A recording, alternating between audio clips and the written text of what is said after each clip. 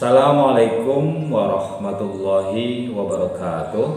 Kesempatan ini saya akan membahas tema tentang manusia sebagai homo symbolicum. Ya, jadi kita ingin bicara tentang manusia sebagai simbol. Berbicara tentang manusia sebagai makhluk simbol itu memang sudah lama kita ketahui, saya kira kan, karena dalam kita hidup ini selalu mengartikan sesuatu itu, melihat sesuatu itu dengan simbol. Bahkan dalam kehidupan beragama pun kita terbiasa ya melihat simbol. Kalau kalian melihat bangunan ada kubah ya, lalu di atasnya ada bulan bintang, ini tandanya masjid ya. Di Eropa itu rata-rata bangunan itu berkubah ya. Kalian lihat coba di bangunan-bangunan di di video atau di TV atau di gambar-gambar kalau buka itu. Nah itu rata-rata bangunan mereka dengan kubah. Lalu yang membedakannya biasanya kalau gereja juga berkubah itu hanya salib saja. Jadi kalau kubahnya di atasnya salib, ya itu gereja ya. Bahkan Masjid Hagia Sophia yang dulu awalnya adalah gereja itu ya di Turki itu ya, juga berkubah. Jadi tidak perlu susah payah untuk merubah menjadi masjid. Dan sekarang memang sejak Erdogan jadi presiden belakangan, tadinya museum zaman pemerintahan sekulernya Turki, sekarang misalnya sudah menjadi masjid ya, yang dulunya itu adalah sebuah gereja besar ya di abadnya. Oke, karena kita bicara tentang simbol ya, dalam filsafat manusia kita juga harus mengerti simbol bagi manusia itu apa sih sesungguhnya gitu kan. Karena memang manusia itu mengekspresikan dirinya dengan simbol, dan simbol bagi manusia adalah semacam identitas diri ya, jadi self identity. Jadi kalau orang misalnya pakaian saja gitu kan, kalau kita terbiasa misalnya memakai baju koko, nah ini orang Islam, ini bajunya baju koko, baju takwa gitu kan. Walaupun orang non muslim juga pakai juga kan, tapi sebagian orang Islam kan pasti punya koko gitu. Atau sarung lah, kalau orang kemana pakai sarung gitu. Bagi kalian yang santri ya, itu biasa gitu ya. Saya dari pertama masuk pesantren tuh dan selama 7 tahun itu kemana-mana tuh sebenarnya pakai sarung ya, karena memang tradisinya sarung dan multifungsi itu ya. Bisa untuk sholat, bisa untuk selimut tidur, bahkan jalan-jalan juga pakai sarung. Jadi pergi belanja pasar atau toko itu kita biasa sarung. Nah itu identitas, sehingga orang mengidentifikasi ya simbol sarung itu dengan identitas santri. Jadi kita disebut sebagai makhluk sosial, di mana dalam interaksi, dalam komunikasi, manusia itu menggunakan simbol ya. Bahkan dalam suara aja kita ngerti simbolnya apa ya. Kita menunjukkan tanda saja ya, tanda itu ya dengan simbol-simbol tertentu. Kalian misalnya menunjukkan tanda love ya, kalian bisa menunjukkan bahwa kalian suka pada seseorang. Atau sebaliknya, ketika kalian misalnya menunjukkan jari tengah ya, hanya satu jari tengah diacungkan kepada orang lain, nah itu bahaya. Hati-hati kalian ya. Kalau anak-anak muda tuh biasanya kalau ada orang lain di depannya dari kelompoknya mengacungkan jari tengah itu, nah itu bisa berantem itu, karena itu simbol menganggap remeh orang lain atau merendahkan ya. Sebaliknya jempol juga hati-hati kita menggunakan simbol jempol itu. Jadi kalau simbol jempol itu ke atas ya, tangannya, jempol, nah itu bagus ya. Anda misalnya mengacungkan jempol ke orang lain dengan menunjuk seperti ini, ya itu oke. Tapi sebaliknya kalau jempolnya ke bawah, nah itu kalian hati-hati, jangan sampai itu terjadi pada diri kalian ketika simbol jempol diarahkan ke bawah. Nah, itu bisa terjadi perkelahian besar itu. Padahal itu dipikirkan apa sih yang cuma jempol diturunkan arah bawah, menghadap ke bawah, apa sih jari tengah cuma diacungkan ke atas ya. Kenapa orang bisa ngamuk dengan simbol-simbol seperti itu? Tapi itulah fakta. Karena manusia itu mengerti simbol dan manusia itu mengaktualisasikan simbol dalam kehidupannya. Maka tidak heran dalam kehidupan sosial manusia itu simbol itu menjadi identitas. Kita bisa memahami bahwa dalam komunikasi yang kita lakukan antar manusia itu ya, nah itu dalam teori sosialnya memang ada istilah yang disebut dengan teori interaksi simbolik ya, di mana teori interaksi simbolis ini aktivitas itu menjadi khas manusia ya, yaitu komunikasi dan pertukaran simbol. Jadi kita berkomunikasi itu sebuah aktivitas sesungguhnya, tapi kita berkomunikasi antar kita sesama manusia tidak lepas dari simbol ya. Kayak perang Rusia sekarang ya, ada simbol Z ya bagi orang Rusia ya. Itu ya simbol, dimana itu komunikasi mereka sesama tentara Rusia, walaupun orang lain juga atau pengamat atau orang Ukraina mungkin juga sudah tahu ya. Tetapi ini cara mereka menunjukkan bahwa itu sebagai kegiatan mereka atau upaya menunjukkan jati diri mereka dengan menunjukkan komunikasi interaksi. Dan mereka menunjukkan interaksi komunikasi itu dengan simbol.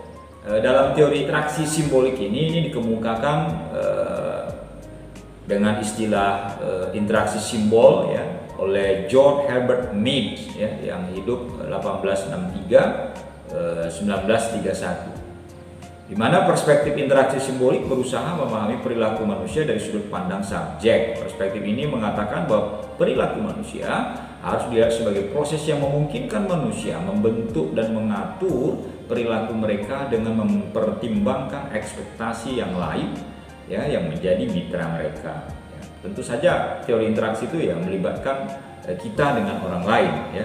Dan perspektif simbol ini berusaha memahami perilaku manusia dari subjek ya, kita sebagai manusia ya, yang mengidentikan diri kita dengan simbol-simbol itu. Kalau ini kita melihat dalam perspektif teori.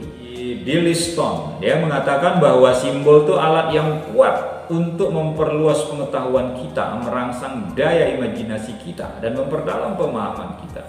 Ya, dalam perspektif pengetahuan itu simbol itu bukan hanya sebagai sebuah alat biasalah tanda itu, nah, itu biasalah lambang itu, tidak, tapi justru untuk memperluas penglihatan kita, merangsang daya imajinasi. Paul Ricoeur menyatakan bahwa hidup itu sendiri adalah interpretasi. Bila mana terdapat bermacam-macam makna, maka disitulah interpretasi dibutuhkan. Ya, simbol itu juga menurut saya perlu interpretasi. Ya. Ada penafsiran terhadap simbol. Ya. Dalam interpretasi itu kemajemukan arti itu dibuat menjadi lebih tampak.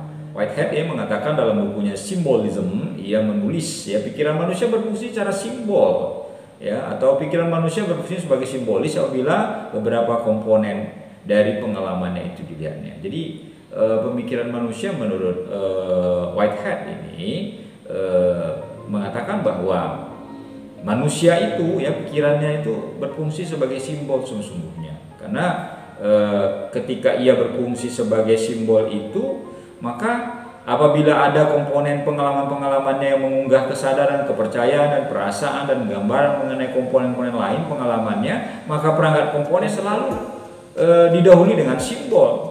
Dan perangkat komponen yang kemudian membentuk makna simbol ya, fungsi organis yang menyebabkan adanya peralihan dari simbol kepada makna itu akan disebut dengan referensi. Nah, jadi kalau misalnya kita melihat simbol dan memahami arti simbol, sesungguhnya ada meaning di situ, ada makna gitu loh. Jadi tadi saya singgung bahwa orang ingin memahami apa sih tulisan-tulisan ini. Tulisan orang masa lalu kan sulit ya, tulisan-tulisan kuno, karena hanya dengan lambang-lambang ya. Kayak misalnya kita lihat di suku Inca di Amerika Selatan, suku kuno itu dia tidak membuat tulisan-tulisan begitu, tidak, tapi ada gambar orang sedang duduk, sedang berdiri, orang sedang memegang sesuatu. Nah, simbol-simbol inilah yang coba menjelaskan bahwa ada perangkat yang yang mendahului simbol itu, yang perangkat itu akhirnya akan mendatangkan kepada kita untuk memaknai simbol, sehingga simbol itu bukan hanya sesuatu yang terlihat ya, tetapi ada makna dari simbol itu sendiri. Bahwa ternyata kalau kita tanpa simbol, manusia akan kehilangan kesadaran, pemahaman, dan gambaran-gambaran pengalamannya. Manusia tidak bisa memaknai pengalamannya sendiri. Kemudian manusia tidak akan berkembang karena tanpa adanya simbol, manusia kehilangan daya pemahaman dan imajinasi. Juga manusia akan kehilangan cara berhubungan dengan lingkungan sosialnya. Kalau kita anti simbol, kita nggak akan akrab dengan lingkungan sosial kita, karena kehidupan kita itu memang dikelilingi dengan simbol-simbol yang ada di sekitar kita. Kalau kita anti simbol, bagaimana kita bisa mengenal lingkungan kita? Sementara kita hidup itu dengan simbol.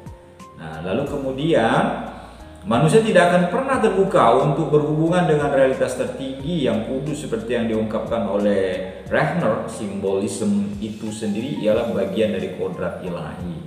Lalu apa sebenarnya fungsi dari simbol itu? Ya, pertama, dia menggugah kesadaran, kepercayaan, perasaan, dan gambaran mengenai komponen-komponen dari pengalaman-pengalaman. Jadi dia bisa menimbulkan kesadaran kita, kemudian bisa menimbulkan kepercayaan kita, dan simbol itu juga menggambarkan perasaan kita. Orang bahagia simbolnya seperti apa, orang sedih simbolnya seperti apa, dan bisa dilukis dalam bentuk gambar kan biasanya itu kan. Nah, itu terlihat. Kemudian fungsi simbol itu mengungkapkan yang universal, bukan sebagai suatu impian atau bayangan, melainkan sebagai wahyu yang hidup ya. Nah, Guti mengatakan seperti itu, bahwa fungsi simbol itu yang mengungkapkan sesuatu yang sifatnya umum ya, sebagai sebuah harapan atau impian atau bayangan ya, tentang sesuatu yang kita anggap suci. Dan kita kadang-kadang dalam hal ini, walaupun kita sulit kadang-kadang menyimbolkan keyakinan kita atau kepercayaan kita, tapi manusia biasa selalu menunjukkan simbol dia dengan mensucikan, mengkuduskan sesuatu itu dengan simbol yang mereka buat sendiri, gitu kan. Misalnya simbol orang sedang berdoa, simbol orang yang memiliki keyakinan, simbol orang beragama dan tidak beragama aja bisa kita lihat kok. Lalu memperluas pengetahuan, merangsang daya imajinasi, dan memperdalam pemahaman manusia. Jadi semakin kita memahami simbol, sesungguhnya semakin membuat kita paham akan arti kehidupan kita. Karena memang manusia mengekspresikan dirinya, menginterpretasikan sesuatu itu dengan simbol. Sehingga dengan pemahaman yang baik akan simbol itu sesungguhnya bukti bahwa kita memang bisa terangsang oleh simbol-simbol yang kita lihat, sehingga kita ingin tahu apa dibalik simbol yang ditampilkan itu. Lalu yang terakhir adalah mengambil bagian dalam realitas yang ditunjukkan dan mewakili sesuatu yang diwakilinya sampai tingkat tertentu. Ini Paul Tillich mengatakan seperti itu. Jadi simbol itu adalah bagian dari realitas ya, yang ditunjukkan ya, mewakili sesuatu yang ingin kita tunjukkan, sesuatu yang ingin kita gambarkan.